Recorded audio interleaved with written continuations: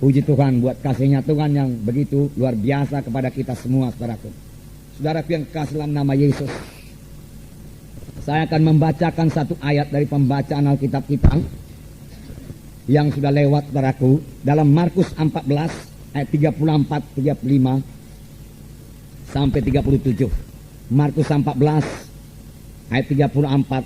Hatiku, lalu katanya kepada mereka, hatiku sangat sedih, seperti mau mati rasanya. Tinggallah di sini dan berjaga-jagalah.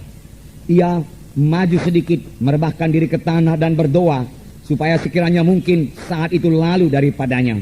Katanya, ya Aba, ya Bapa, tidak ada yang mustahil bagimu. Ambillah cawan ini daripadaku, tetapi janganlah apa yang aku kehendaki, melainkan apa yang engkau kehendaki. Setelah itu ia datang kembali dan mendapati ketiganya sedang tidur.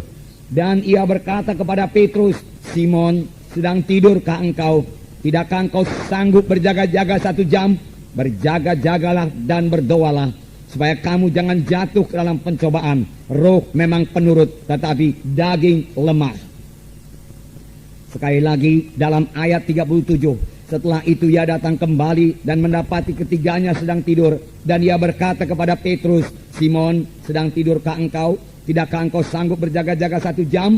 Berjaga-jagalah dan berdoalah, supaya kamu jangan jatuh ke dalam pencobaan. Roh memang penurut, tetapi daging lemah. Tuhan Yesus sendiri mengatakannya kepada murid-murid, tidak sanggupkah kamu berjaga-jaga 1 jam dengan aku? Karena banyak pencobaan, saudaraku. Saya yakin, saudaraku, 1 jam adalah waktu minimum bagi setiap anak-anak Tuhan yang mau menang dalam hidup rohaninya. 1 jam merupakan waktu minimum untuk berdoa tiap-tiap hari, saudaraku. Dengan berdoa 1 jam per hari kita akan disegarkan. Dengan berdoa 1 jam per hari kita akan menang atas dosa. Dengan berdoa 1 jam per hari kita menang atas setan dan iblis. Karena pada waktu berdoa itulah kita dikuatkan, saudaraku. Dan dengan berdoa 1 jam pertumbuhan rohani kita akan baik. Dan kita bisa sampai kepada kehendak Tuhan, saudaraku. Saya sangat bersyukur kepada Tuhan. Mulai daripada hari pertama, saudaraku, saya diselamatkan, saudaraku. Saya diajari berdoa 1 jam per hari. Di gereja kami itu, saudaraku, pada waktu itu, doa di gereja saja, saudaraku, lebih 1 jam. Kadang-kadang 2 jam. Dan sudah itu kami disuruh lagi di rumah berdoa minimum 1 jam per hari. Karena katanya kalau tidak berdoa 1 jam per hari, setan akan mengalahkan engkau. Karena takutnya pula saya kepada setan, saudaraku. Dan pada waktu itu belum begitu mengerti mengenai mengusir setan. Dalam nama Yesus, saya pun, saudaraku, berpala-pala sekali untuk bisa berdoa 1 jam per hari. Dan kerap kali, saudaraku, saya berhasil, saudaraku, berdoa 1 jam per hari. Dan sekarang itu sudah menjadi satu kebiasaan dan membawa berkat, saudaraku, untuk berdoa 1 jam per hari. Bahkan sekarang ini, saudaraku, setelah kami berumah tangga, kami juga berdoa 1 jam per hari. Kalau kami berdoa bersama-sama, saudaraku, tentunya, saudaraku, kemenangan, sukacita, saudaraku, kami terima sebagai hasil daripada doa 1 jam per hari itu, saudaraku. Tuhan Yesus, seperti kita baca tadi, mengatakan hal ini di Taman Getsemani. Tidak sanggupkah kamu berdoa 1 jam dan berjaga-jaga dengan aku? Berjaga-jaga dan berdoalah, supaya kamu jangan jatuh ke dalam pencobaan. Tubuh memang lemah, tapi roh itu yang kuat, dia katakan, saudaraku. Saudaraku yang kasih dalam nama Yesus, pada waktu Tuhan mengatakan demikian ini, dia memang dalam pergumulan yang amat sangat. Pada waktu itu Tuhan Yesus, saudaraku, diserang oleh semua kekuatan iblis. Semua kekuatan neraka, saudaraku, dipusatkan kepada Yesus untuk mengalahkan Tuhan Yesus. Karena pada waktu itulah Tuhan Yesus, saudaraku, mengambil keputusan untuk menanggung dosa manusia ini.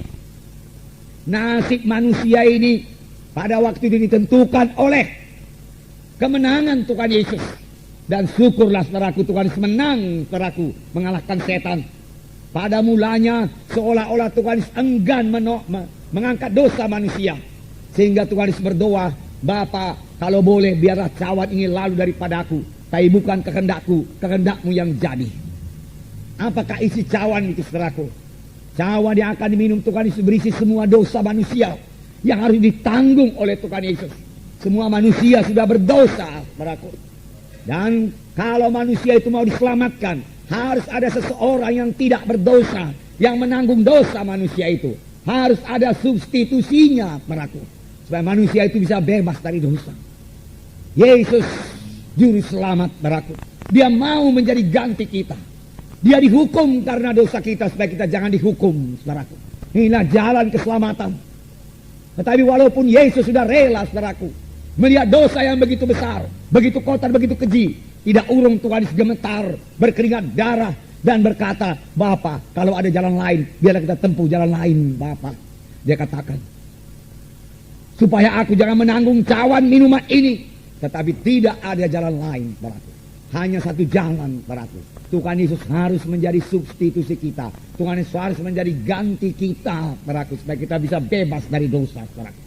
Dan Tuhan Yesus akhirnya mengambil cawan minuman itu dan meminumnya, saudaraku, sampai kepada teguk yang terakhir. Mulai saat itu tangan manusia berdosa bisa sampai dan menangkap Tuhan Yesus. Satu rombongan tentara imam-imam yang dipimpin oleh Judas, saudaraku, datang ke dalam taman Getsemani, di mana Tuhan Yesus biasa berdoa di situ. Nah, mereka mulai menangkap Tuhan Yesus. Seorang murid Tuhan Yesus bernama Petrus, saudaraku, menghunus pedangnya dan marang hamba imam besar itu. Daun telinganya putus, jatuh. Tetapi Tuhan Yesus mengambil daun telinga itu, merekatnya kembali. Dan Tuhan Yesus berkata, Petrus, sarungkalah pedangmu. Sebab orang yang memakai pedang akan dimakan pedang. Apa engkau pikir aku tidak sanggup sekarang ini juga memanggil 12 legiun tentara malaikat untuk membebaskan kita? Tetapi kalau aku panggil, bagaimana mungkin genap semua nas Alkitab itu? Apa yang dikatakan Alkitab? Bagaimana mungkin aku memikul dosa manusia? Dosa manusia tidak jadi dipikul, oleh sebab itu semua manusia akan terhilang. Demikian Tuhan Yesus berkata, saudaraku. Murid-murid semua lari meninggalkan Tuhan Yesus, saudara. Dan Tuhan Yesus ditangkap, dibawa kepada pengadilan imam-imam. Dan mereka mulai mengadili Tuhan Yesus, saudaraku. Dan pada waktu itu juga Petrus menyangkal Tuhan Yesus 3 kali. Tetapi Yesus tetap menang, saudaraku. Yesus tetap berjalan menuju salib, saudaraku.